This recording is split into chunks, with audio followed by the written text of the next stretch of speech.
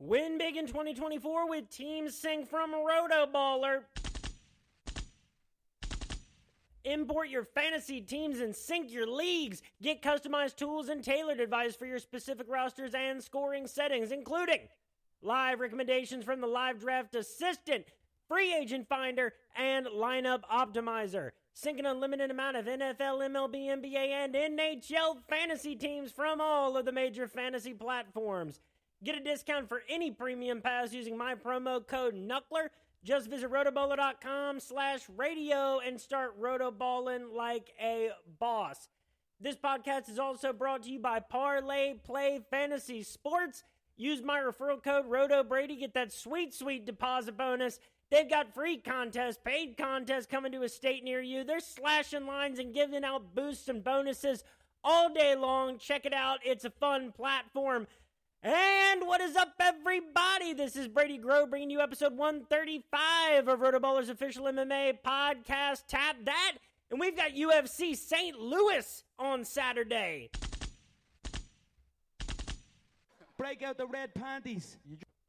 The card will be kicking off at 4 p.m. Eastern time on Saturday, so I will be in the RotoBaller MMA Discord from basically the early afternoon onward throughout the end of the card. Show up, let's talk DFS and sports betting strategy for UFC St. Louis. Follow me on Twitter at RotoBrady. That's where I make picks for all major MMA promotions, major combat sports events, boxing events. On Twitter at RotoBrady. And follow the podcast at Tap That MMA Podcast on Facebook, YouTube, and Spotify. I will have some guests on the podcast in the next week from my friends over there at BYB Bare Knuckle Boxing, making some big moves over there. Folks, the day is Thursday. It's Thursday night, pretty late. The whole Kendrick Lamar and Drake thing has happened this past week. And, yeah, it's been fun. And it's been so fun and exhausting to follow. I've never been more miserable. But we've got UFC St. Louis on Saturday. Also, another week of the UFL. Check out my spring football gambling content on RotoBaller. Big matchup between the Birmingham Stallions and the St. Louis Battlehawks this weekend. Very anticipated matchup. But, folks, we got 13 fights for UFC St. Louis. Last week, Alexander Pantoja defended the UFC flyweight title in a fight that I thought he won, 48-47. A lot of people said Usyk got robbed. Usyk definitely looked awesome. Like, for a guy that was ranked 10th, that performance was great. There's nothing to take away. I just think that Pantoja edged it 3-2. And now we just got news this week that Muhammad Mokaev is going to be fighting Starboy. Break out the red panties. That Starboy to be flyweight champion by the end of 2024, it's still alive somehow. So that's a big matchup. There's been some fun fight announcements. But this week, starting off, we got a women's flyweight matchup between the veteran J.J. Aldrich and Veronica Hardy. A welterweight matchup between Jared Gooden and Kevin Jousset. Flyweight Jake Hadley and Charles Johnson. Trey Waters versus Billy Goff at 170 pounds. Women's strawweight, Tabitha Ritchie and Tisha Torres, also known as Tisha Pennington, because she's married to Raquel Pennington. So, Tapology. Catch up there, folks. Lightweight, Terrence McKinney, T-Rex against Esteban Ribovich, 12-1 as a pro. Lightweight again, Chase Hooper. I don't even know if that guy can legally drink yet after all these UFC fights still. Against Vyacheslav Borshev. Heavyweight. A fight that I cannot comprehend not being higher up, but this is one of the fights I'm looking forward to the most. Waldo Cortez Acosta and Robelis de España, 5-0 out of Cuba, the judoka. Featherweight, you're telling me we got Bruce Leroy, Alex Caceres against Sean Woodson? Diego Ferreira at lightweight against Matus Rebecki, 19-1 as a pro. Light heavyweight, Alonzo Minifield coming in against Carlos Olberg, taking on another guy with a great kickboxing pedigree. The co-main event, welterweight Joaquin Buckley, who asked for a main event. Derek Lewis is presumably trying to give it to him against Nursultan Ruzibov. Nursultan Ruzibov. Heavyweight main event, Derek the Black Beast Lewis in St. Louis against Rodrigo Nascimento. So, J.J. Aldrich, Veronica Hardy. There we go. J.J. Aldrich, the plus 114 underdog. Veronica Hardy, the minus 135 favorite. Let's start off with J.J. Aldrich. Love what J.J. Aldrich has been up to. I mean, my God. This is someone that never got, like, a whole lot of credit for the most part. But she has won 5 of her last 7 fights. Losses to Erin Blanchfield and Ariana Da Silva. But, wins Courtney Casey, Vanessa Demopoulos, Jillian Robertson. Now she's on a 2-fight winning streak. A TKO over Liang Na and Montana De La Rosa by unanimous decision October of last year. She was born in 1992. Veronica Hardy, born in 1995. Winner of 3 of her last 4 fights. She started her UFC run 3 straight losses. She had to fight Andrea Lee in her second UFC fight. Ashley Evans Smith was her debut. Wins over Poliana Viana, Juliana Miller, and Jamie Lynn Horth.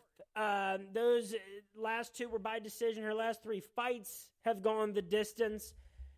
Boy. I struggle with the names. Like you lose to Bo Malecki, who granted has won 2 or 3 in the UFC. But the win over like Juliana Miller, what does that mean? And Jamie Lynn Horth, her only win was against Kaylee Cowan in her UFC debut. I trust the names that J.J. Aldrich has beaten more. And more to the fact, I think if this is a fight that Veronica Hardy takes the distance, I think that it's a fight that is just set up where, like, J.J. Aldrich is just one of those fighters, especially for the women's divisions, that when they're in a fight, it ends up close. And if it goes to the judges' scorecard, she's going to have a good chance of coming out on top. So if you're telling me I get J.J. Aldrich as the underdog, I'm not disputing the fact that, like, this is a closely handicapped fight. Veronica Hardy has shown a lot of improvement since her, first 3 fights in the UFC.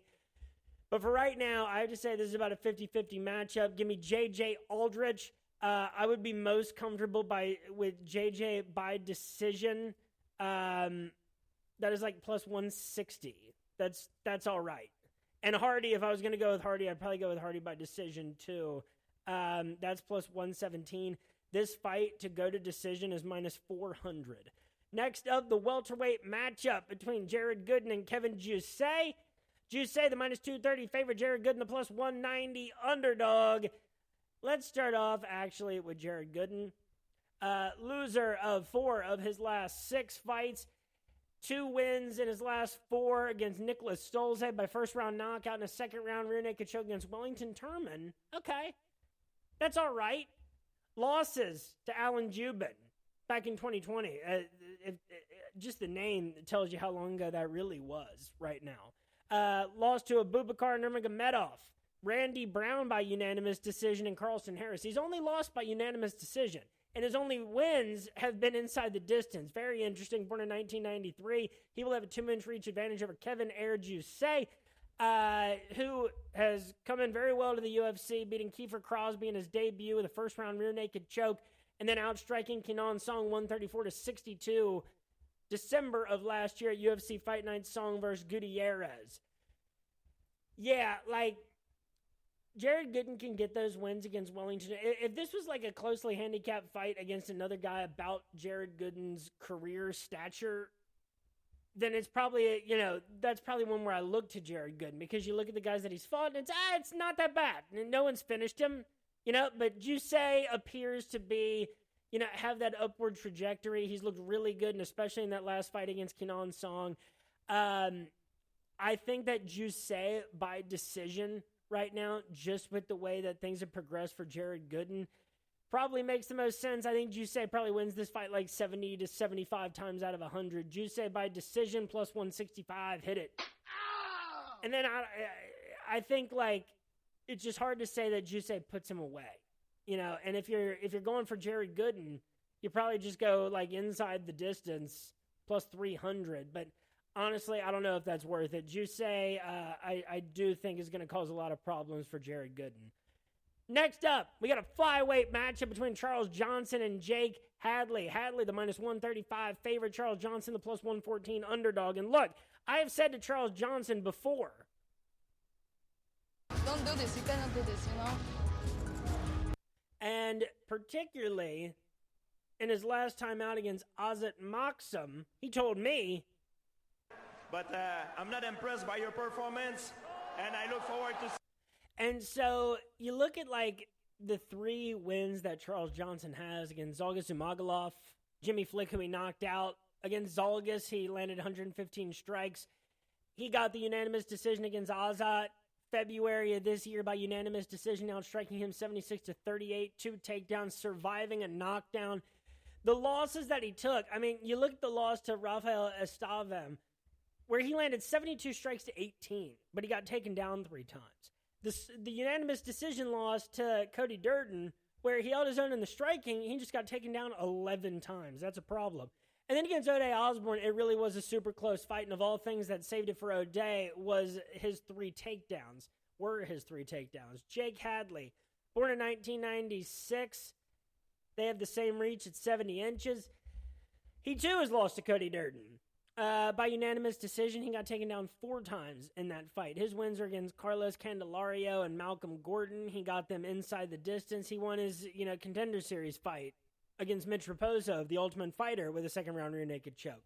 A loss to Alan Nascimento in between.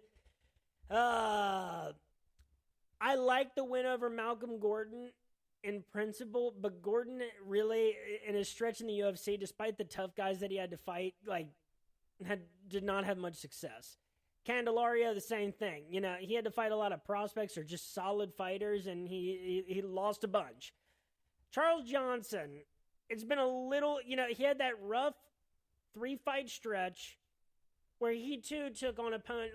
Charles Johnson, I don't think is ever, he might grace the top 15. I don't think it'll ever get a lot further than that. Can he handle Jake Hadley? Yes, I do. I think that he can. And, Charles Johnson is a guy that breaks you on the feet. Jake Hadley, landed 90 strikes against Carlos Candelario. I question whether on the feet he'll be heavy. I think he might even hurt Charles Johnson at some point in this fight. I think the volume of Johnson is going to be just a little bit too much to handle. So, I think Charles Johnson actually wins this fight 55 times out of 100. Maybe 50-50, but whatever. Plus 114, give it to me. And Charles Johnson by decision, plus 220, probably where I'm leaning. I would not hate taking Charles Johnson in DFS at all. Same goes for Juice and JJ Aldridge of various price ranges. But, this is one where I think there's going to be a lot of variation this weekend. And I'm going to be open to playing with a lot of different options. Next up, we got a welterweight matchup between Trey Waters and Billy Goff. Billy Goff is the plus 136 underdog. Trey Waters, the minus 162 favorite. Let's start off with Trey Waters. Lost his Contender Series fight to Gabriel Bonfim by first-round Von Flu choke. Just got a win over Josh Keeneland April of last year. Okay, wow, that was already over a year ago. He did outstrike him 104-50. They each got a takedown. It was a unanimous decision win. Born in 1995 and has a 77-inch reach for the welterweight division. That is crazy. Billy Goff, 72-inch reach. Born in 1998. Won on the Contender Series by first-round knockout over Shimon Smotritsky. Then got another first-round knockout August of last year against Yusaku Kinoshita. So this comes down to I like that Trey Waters beat Josh Keeneland. That is probably the win that means a little bit more to me over anything. But Billy Goff has looked like the more unstoppable force. I don't know if Billy Goff beats Gabriel Bonfim. That's not necessarily what this is about.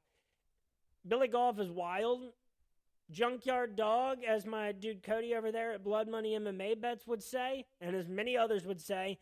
And anytime you can get that guy for plus money in a fight that is very winnable, that's an option you go with. I think Billy Goff wins this fight 55 to 60 times out of 100. Plus 136, absolute bargain. Hit it!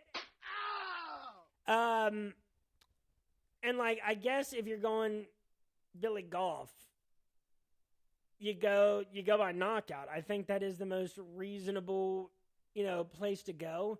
That's plus 300. Waters by decision plus 400. I don't think that's too bad. This is one, though, where I'm very comfortable just going with the moneyline underdog and Billy Golf.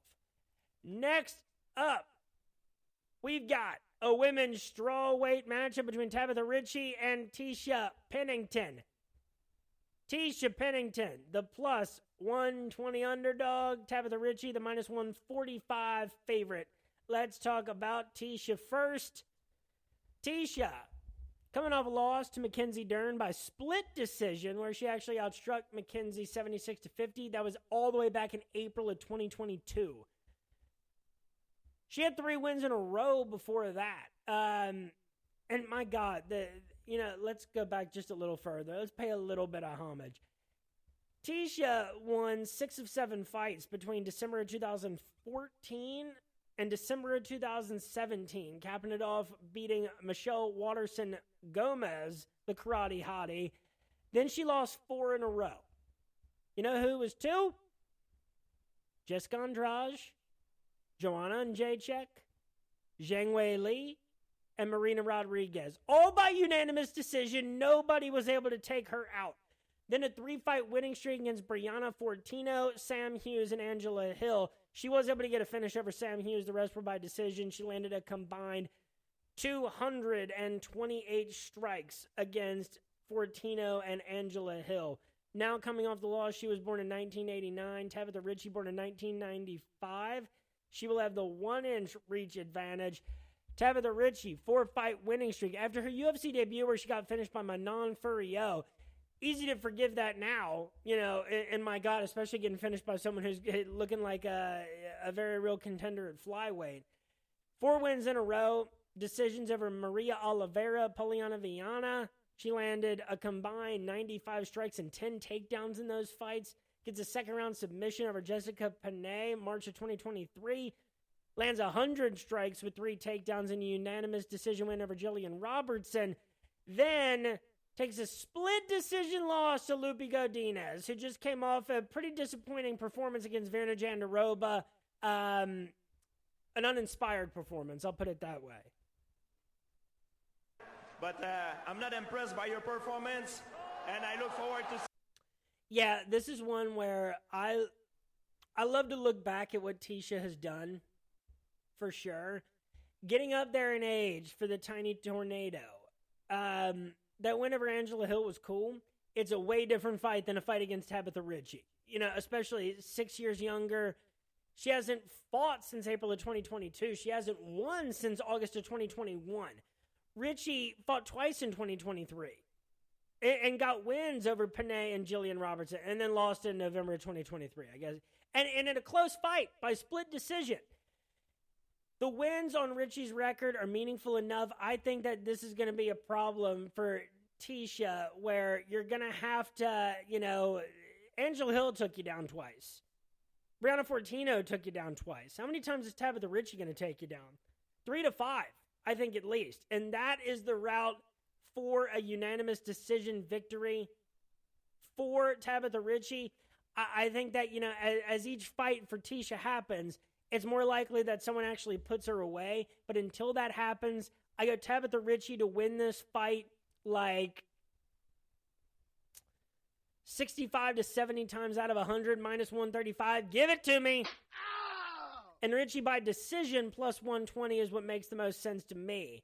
And, I think this fight goes to decision is minus 360. So if you're riding with Tisha, sentimental or otherwise, that's plus 150. I don't think that's a bad number either. But I am riding with Tabitha Ritchie here. I think she's a solid option DFS as well for the mixture of striking and takedowns that there's going to be here.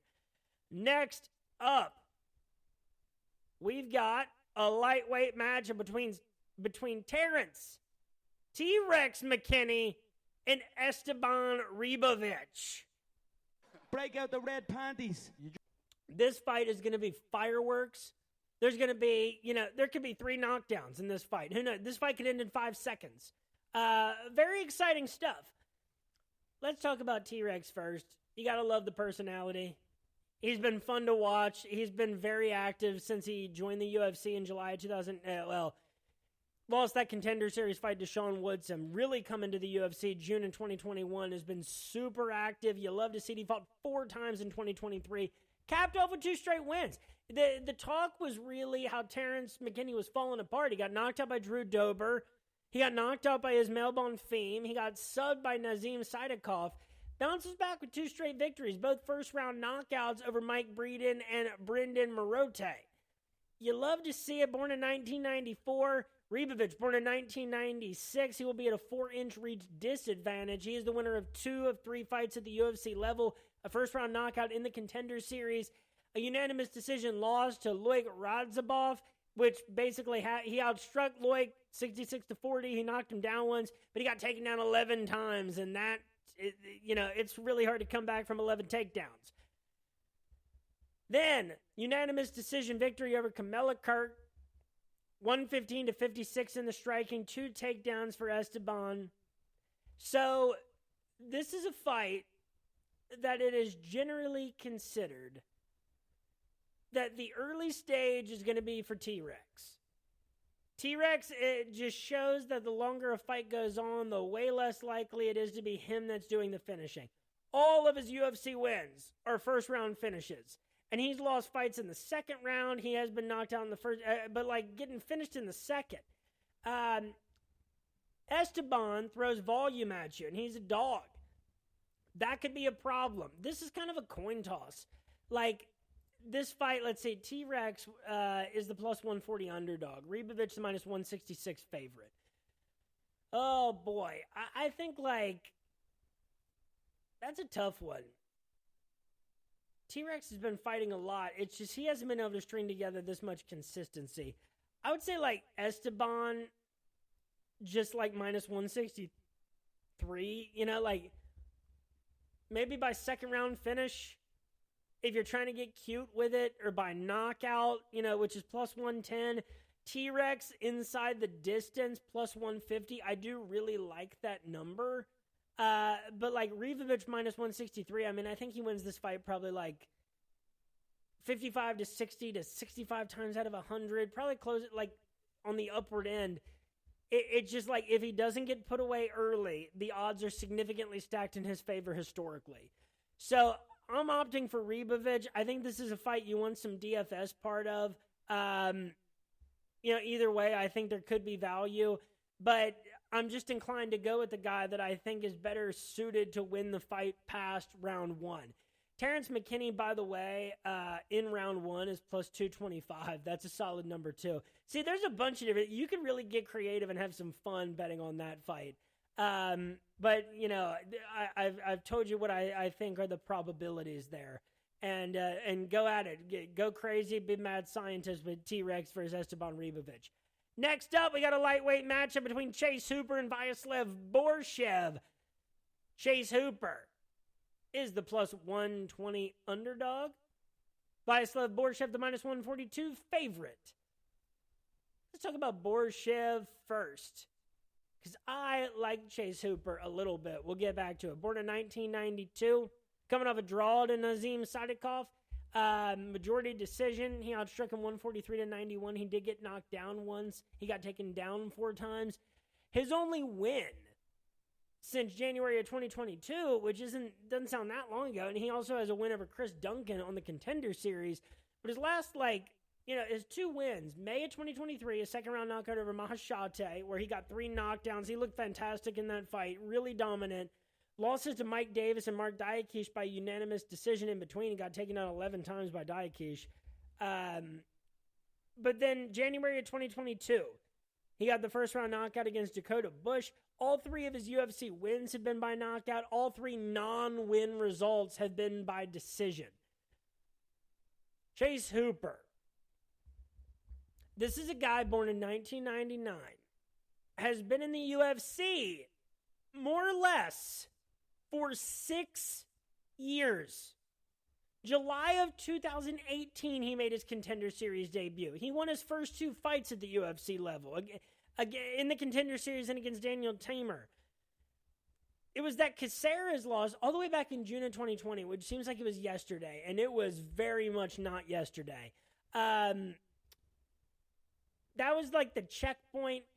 Got like that heel hook against Peter Barrett, then the loss to Steven Peterson where he just got outstruck and his grappling wasn't as effective as it had been in the past.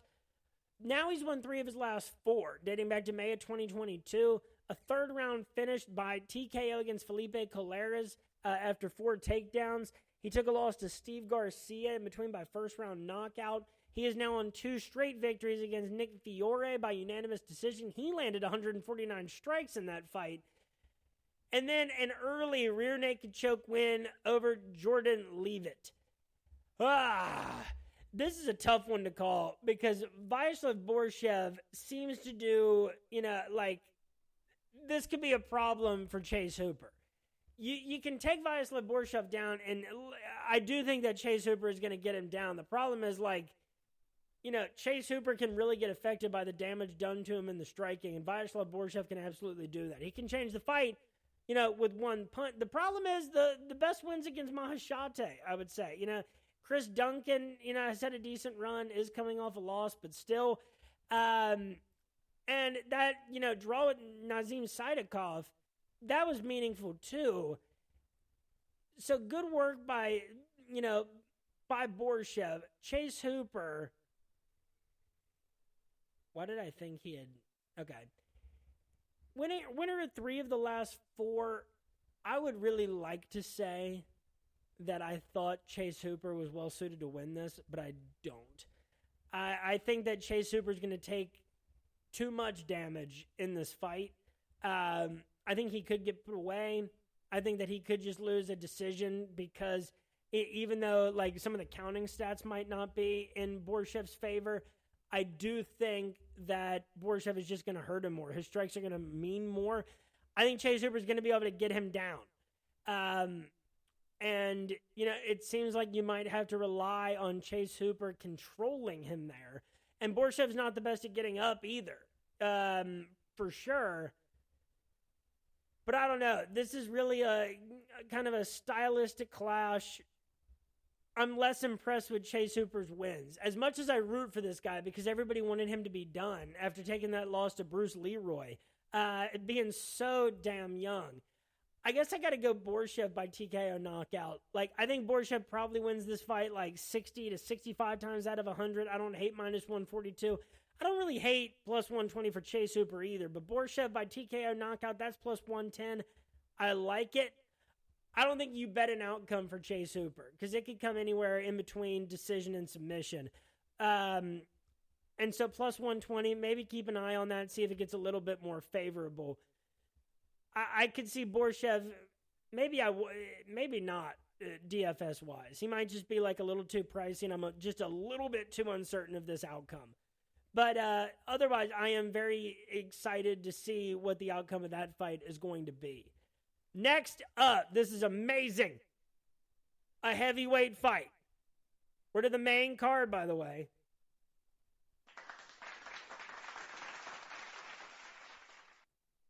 A heavyweight fight that I wouldn't be mad if it was a main event of a UFC, Vegas card, not necessarily in another city. Waldo Cortez Acosta and Robelis Despaigne. Cortez Acosta, the plus 205 underdog. Despaigne, the minus 245 favorite. Let's start off with Waldo Cortez Acosta. I have spoken favorably on this guy in the past, all right? I like when there's prospects at the heavyweight division, a guy that shows, that has boxing experience, a guy that has just a little bit more, skill at heavyweight. There's a little bit more there. The guy has only taken a loss by unanimous decision to Marcus Rogerio de Lima. It's because he got taken down those 3 times. But wins over Andrei Arlovsky, Chase Sherman, Jared Vandera, it's nothing to sneeze at. Nothing to sneeze at. Waldo Cortez Acosta. Nick, one comment, man. One comment. Oh, don't be scared, homie. Yeah, you're the one with the UFC experience, the boxing experience. Best advice to Waldo there, don't be scared, homie, but it's kind of hard not to be. Here's the thing. Waldo in his last fight against Andrei Arlovski this year, January 2024 at UFC Fight Night Enclave versus Walker Dose, lost the unanimous decision, or won the unanimous decision. He got outstruck in volume by Andrei Arlovski. But it was just weird. It was a very underwhelming performance, and it seemed like Waldo was trying to sauce on Andrei Arlovski, which, by the way, no MMA fans, or very few, are really going to appreciate at this stage in Andrei Arlovski's career.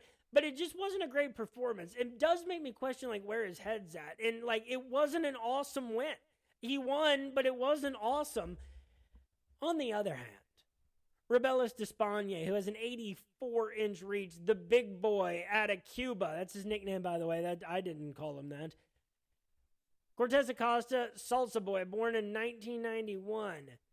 Despaigne is 35 years old and will be 36 soon. This guy is an Olympic judoka.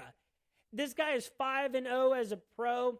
Every single win has been by knockout and devastating. Dude, here, to really understand, this guy is 6'7", 261 pounds, agile as all hell.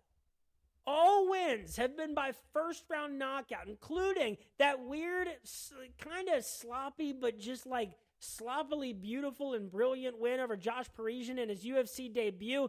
Parisian started rushing him. Big mistake. You see the power of Robelis Despaigne. Waldo Cortez Acosta is a guy that, as a prospect, if he keeps going, will be a ranked heavyweight. Robelis Despaigne is a guy that could work his way up in the top 10 very soon because there's very little time for this guy. He's already 35, and he only has 5 wins. But, you know, that didn't work, and not like age compared, but that didn't work out badly for Alex Pereira. Like, all right, let's get going and at this level. You know, Robelis Despaigne is that physically talented. He is that scary. He is that good. You know, we saw that with the way that he put away Josh Parisian. So, I think that, like, there is an alternate universe where Waldo Cortez Acosta is able to utilize his boxing, keep Robelis at bay, maybe even win the fight, but mostly, like, you know, I think he'd get hurt. I think Robelis is the more well-rounded mixed martial artist.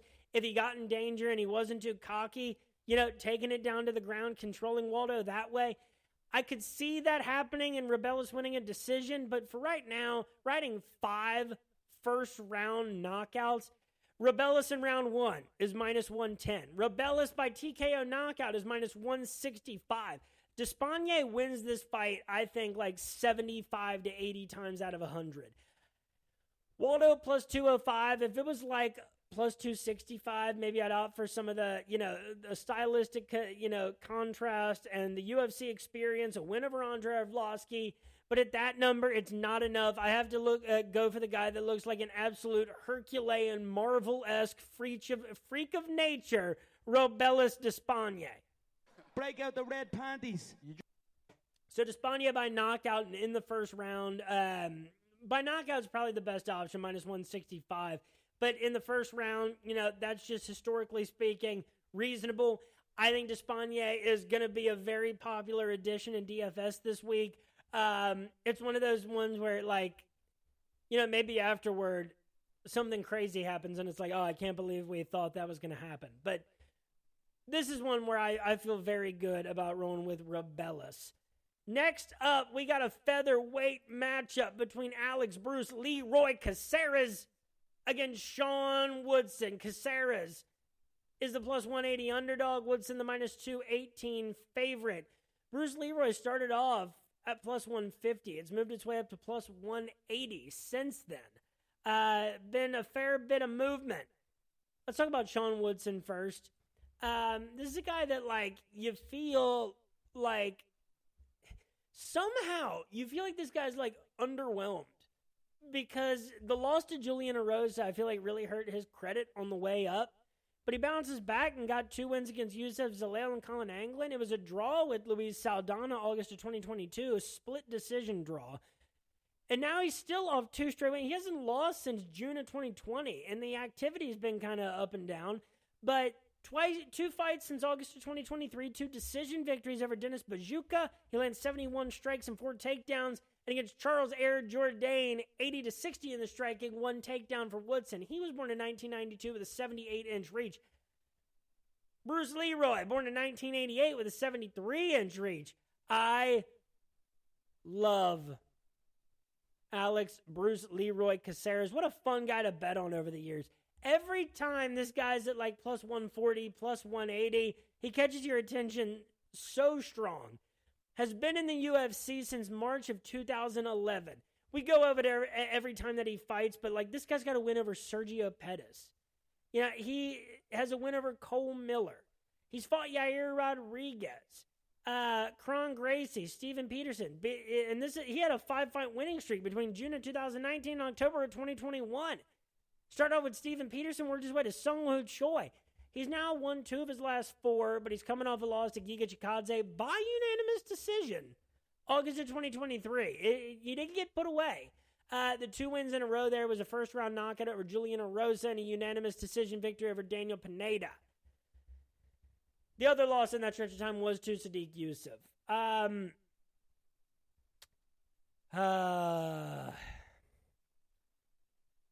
Like, Sean Woodson does seem to just have, like, the greater volume of striking.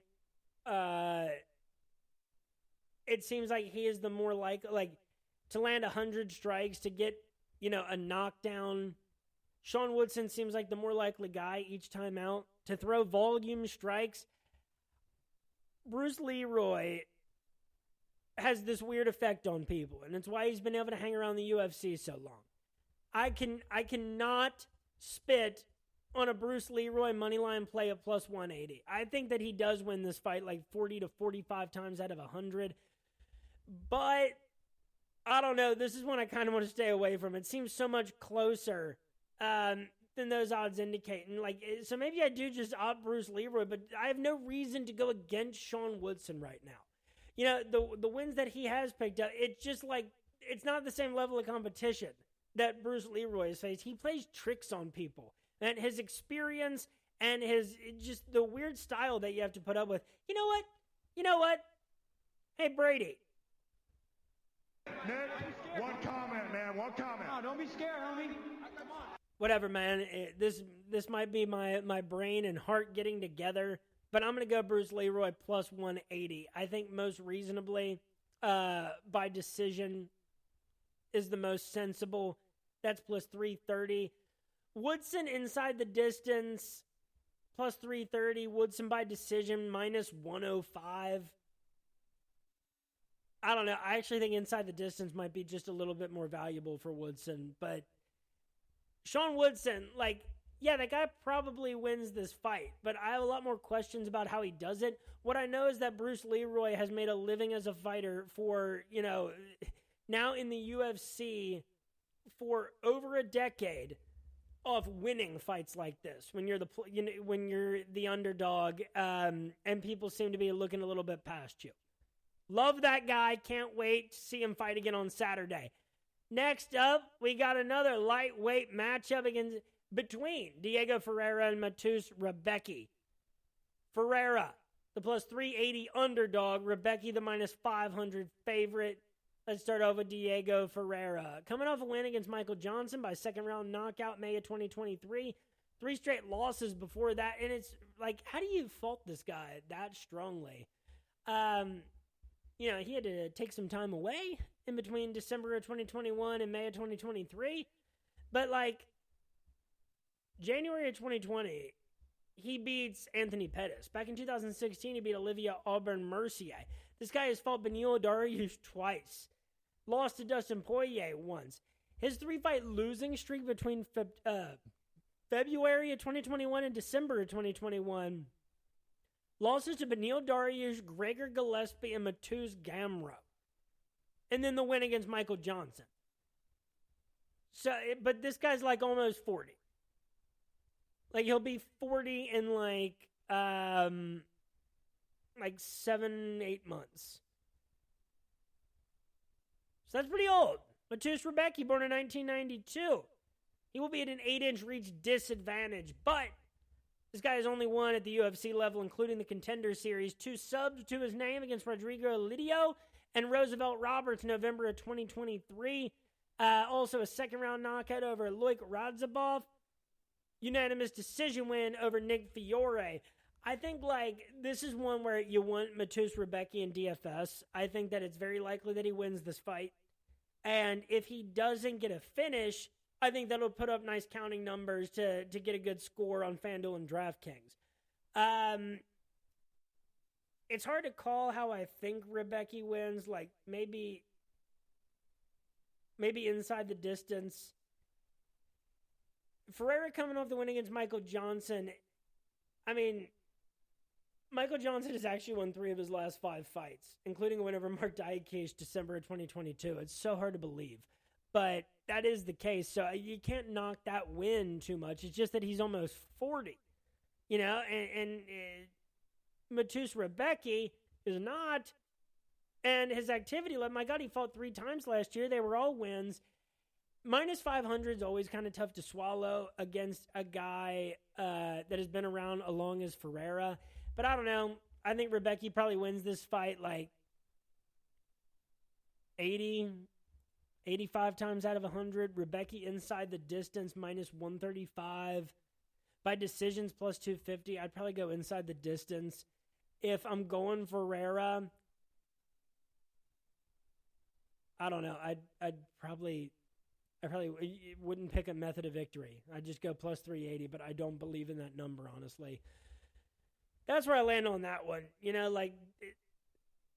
It's a contrast of activity levels and places in their career. Ferreira's been around, and I just don't want to give too much credit to the fact that, you fought a lot of tough guys, but a lot of them have been losses.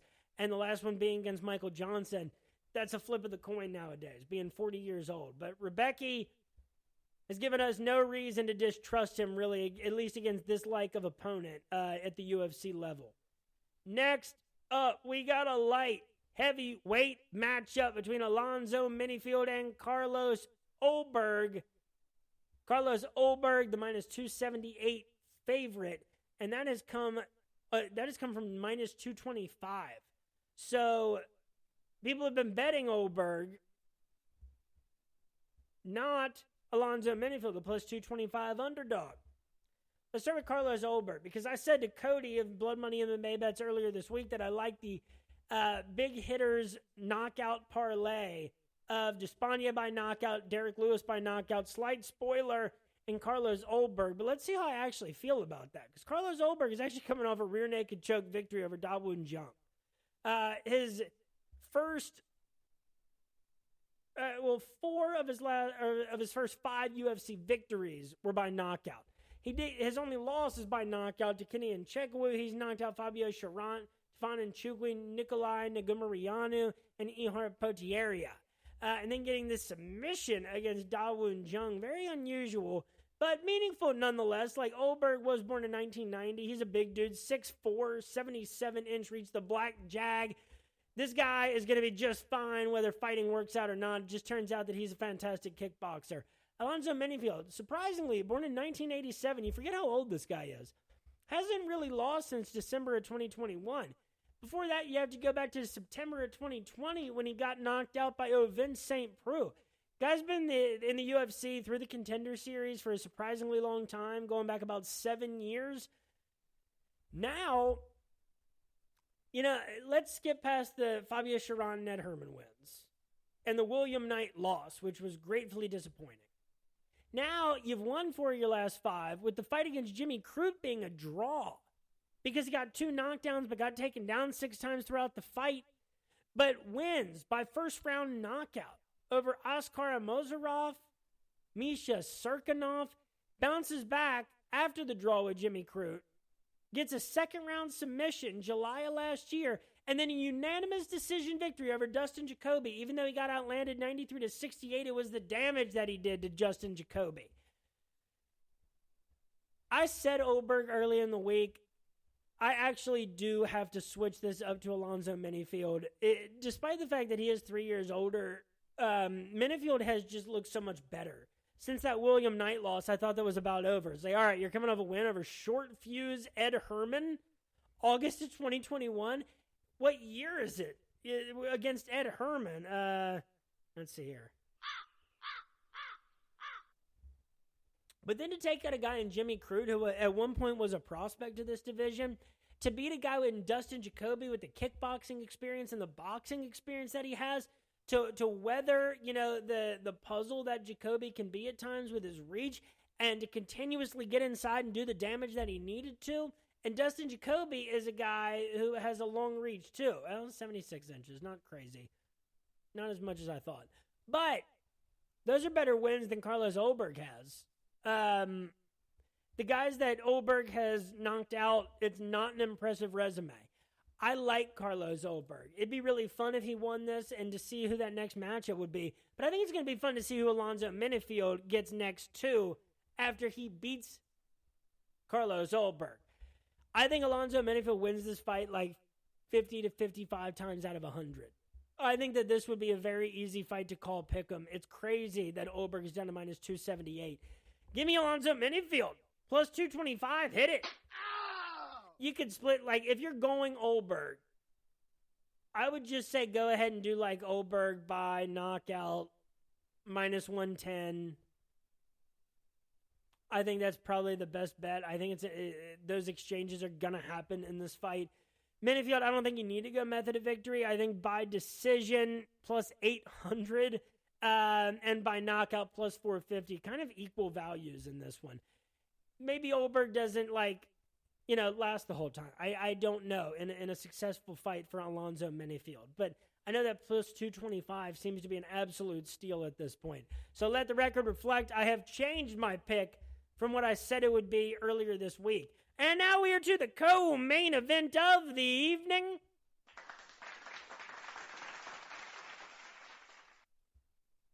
It is a welterweight matchup between Joaquin Buckley and Nursultan Ruzabov. Buckley asking for a main event this time. Derek Lewis trying to hand it over to him at the press conference. Buckley's the minus 130 favorite. Nursultan the plus 110 underdog. Let's start with Nursultan. Winner of his first two fights in the UFC, both by first-round knockout against Bruno Ferreira and Cedricus Dumas. Now, look, I am not the biggest Cedricus Dumas fan out there, and he just lost. I was about to say to Nursultan. Duh. I thought he lost that fight to Abu Azaitar. I thought he lost that fight against Abu Azaitar. I thought that he beat Cody Brundage, but in probably the least impressive way possible. It's hard to tell what a win over Cedricus Dumas actually means. Ferreira, that probably means a little more because he's won 3 of 4 in the UFC. Wins over Phil Hawes and Gregory Rodriguez. But, so to knock him out was a big deal. To knock out Cedricus Dumas, whatever. Cedricus Dumas, I just have no faith in to hang around the UFC. I think he was lucky to make it this far. Sorry, this isn't about Cedricus Dumas. But I'm not impressed by your performance, and I look forward to... Nursultan with a 76-inch reach, born in 1993. This is about Joaquin Buckley, 76-inch reach, born in 1994. All right, so Buckley is a guy that, first of all, the knockout over Impa Kasangane in what was only his second UFC fight after losing his debut to Kevin Holland, craziest knockout that any of us have probably ever seen. Let's see here. No, I don't need a noise there. Let's do that. That spinning back kick knockout that defies all laws of physics, that was already almost 4 years ago. But Buckley has been so active. He fought 4 times in 2022, twice in 2023. He's already fought once in 2024. He had that 3-fight winning streak over Antonio Arroyo, Abdul Razak Al Hassan, and Albert Duraev. 2 knockouts in there against Duraev and Arroyo. Then he took a 2-fight losing streak at middleweight to Chris Curtis and Nasruddin Imavov. And this is when the Buckley star started to fade. Buckley goes down to welterweight. Let me make sure, yeah. It's a second-round knockout over Andre Fiallo. As much as I liked Fiallo, that should have happened. I wish Fiallo had done better in the UFC. But it's these last 2 wins. It's that unanimous decision against Alex Morono, outstriking him 68-40, 2 takedowns to 1, and then knocking out Vicente Luque in the second round March of this year. This just happened at the Blanchard vs. Figueroa card. Buckley's turned a new leaf down here at welterweight, as a lot of people who were at middleweight seem to do. Makes you think that maybe we need to change up kind of how these weight classes are distributed. So, Sultan is a guy, even though he's only like a year older than Joaquin Buckley. He's got a lot of experience. He's got 46 professional fights. Right now, you got to opt for the guy in Buckley who, just look at the last two. Morono, Luque. The guys that he fought at middleweight, even though it wasn't as successful. I have to go Joaquin Buckley. I don't know exactly how it happens either. Like in here, let's take a look. There's Sultan. Career losses, 6 by decision, 1 by knockout. He hasn't been knocked out since his first professional loss. So if you heard that, my apologies. That's Topology playing an ad, and I got out of there real quick. I would say like Buckley by decision.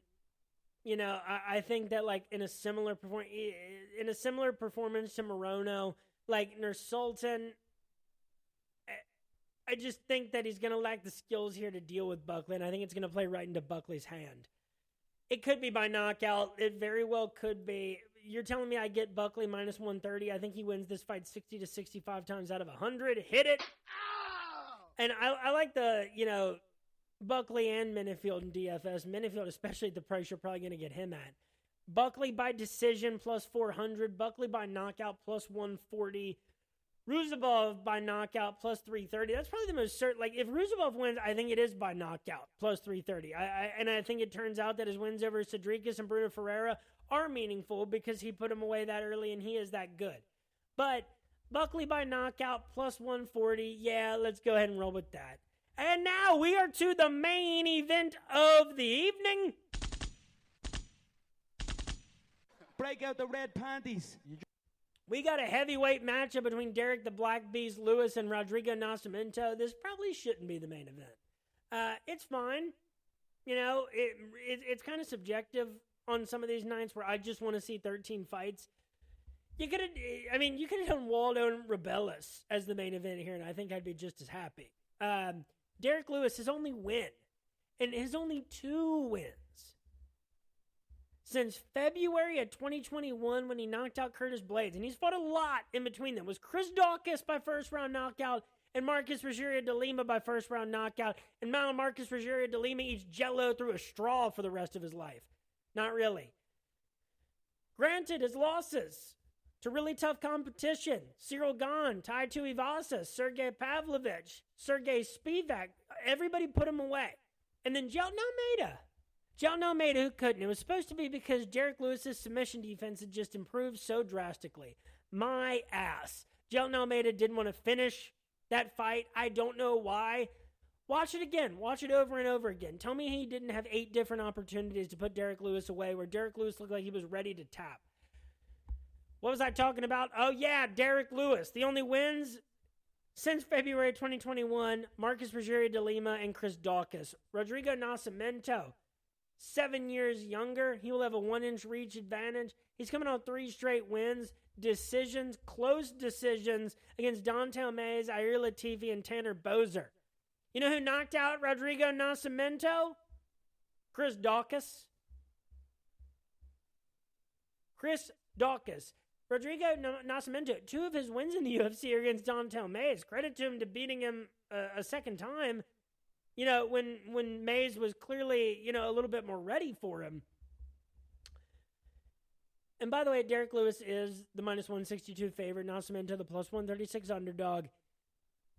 Look, right now, Derek Lewis has beaten the guys in his wheelhouse. Guys that are talented prospects or, the more well-rounded or just the better and more prepared guys in the upper echelon of the UFC top 10 for heavyweight. Those are the guys that have gotten the best of Derek Lewis. Not the guys that aren't ready for him. The Daukuses and the Rogerio de Limas. Derek Lewis is yet to lose a fight that you don't like, that you're shocked by, over this stretch of time. It's all been against the best prospects or just like heavy hitters that the UFC throws at him. Rodrigo Nascimento, if he beats Derek Lewis, his next fight will be big. And this fight's big. This is a big opportunity for him. So credit to him. And it'd be cool if he did make good on that. He's still at the age where you're considered a prospect at heavyweight. So that'd be awesome. But I have to say, I would think that Derek Lewis wins this fight like 70 to 75 times out of 100. Minus 162, all right. Derek Lewis by TKO knockout, minus 135. Hit it! And if you're going Nascimento, maybe wait and see if this line changes. And in fact, let's see if it did. Nascimento started plus 136. No, it's remained pretty static. It went down for a little bit, came back up to plus 137. I think if you're going Nascimento, you go by decision. Does he last? Is he good enough to last 5 rounds with Derek Lewis? Does Derek Lewis have the heart in him right now to go 5 rounds? Those are the question marks that you have. But I think if you're going Rodrigo Nascimento, see if it gets a little bit more favorable than plus 136. And Nascimento by decision plus 1,200. Yeah, I guess that makes sense. I guess that makes sense. It's hard to call this one.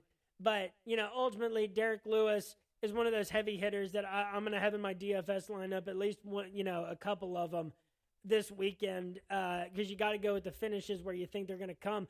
But, folks, that is it for episode 135 of RotoBallers' official MMA podcast. Tap that. We talked about UFC St. Louis coming up on Saturday. Come out to the RotoBaller MMA Discord on Saturday starting in the early afternoon. Let's talk about this card. Follow me on Twitter at RotoBrady. That's where I make picks for all major MMA promotions, combat sports event, boxing matches on Twitter at RotoBrady. Follow the podcast, like, subscribe, comment, leave favorable reviews. Tell your friends at Tap That MMA Podcast on Facebook, YouTube, and Spotify. Check out my spring football gambling content, UFL articles coming out every week. Folks, thank you so much for listening. Keep an eye out for the guests I'm going to have on next week. Enjoy these fights. Enjoy the weekend. Enjoy what is hopefully the continuing beef between Kendrick Lamar and Drake. And have yourselves a great weekend. Peace.